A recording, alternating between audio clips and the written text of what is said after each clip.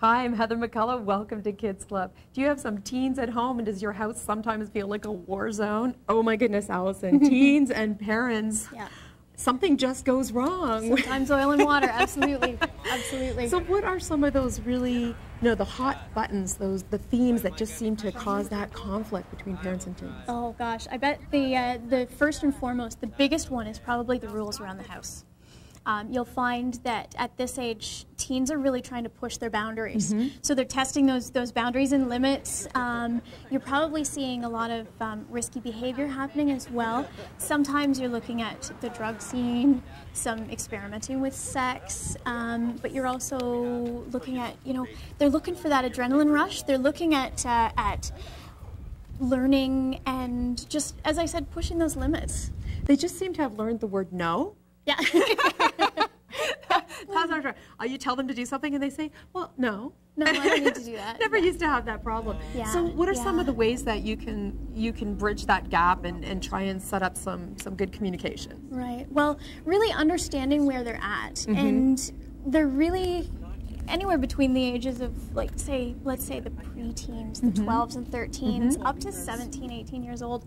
They're really at that point where it's all about me. Yes. And it's all about right now. Yes. And so really understanding that and working with them, talking with them, being very present and actually listening and having them feel like they're being heard. Exactly. Interesting. And of course, if you could get them to slow down long enough so you could actually have that conversation, it would be helpful. Yes. So how can you maybe start that, get that relationship back on track so that you can actually maybe have that opportunity to sit down and say, you know what, we need to talk about this. I will try to listen to you, but we need to talk about this. Yeah, well, you're really looking at the consistency.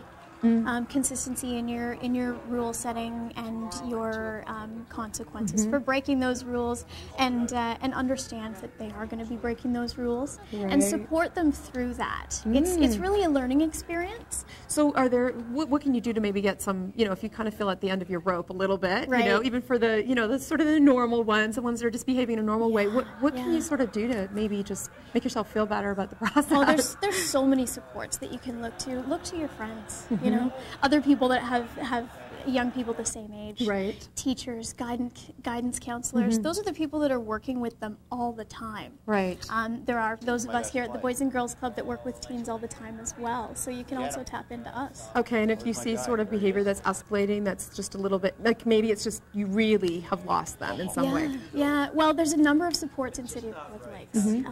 CAS is a great one. They're there to help you. And CAS can also put you in contact with a partner program that we have here at the club that's called a community outreach. And they actually help to work through parent-teen conflict. So you might be at the point where you might need to seek out some counseling if things are really losing ground. Yeah. Women's Resources is there as well. CHIMO as well. John Howard Society has some great programming around substance and self-management and stuff like that. So hopefully at some point in time they lose that me attitude and start remembering that there's other people in the world, like their parents. Absolutely. Thanks so much, Allison. This has been the Kids Club. I'm Heather McCullough. We'll see you again next time. Kids Club is brought to you by the Boys and Girls Clubs of Kawartha Lakes, a good place to be. For more information, visit www.bgckl.com.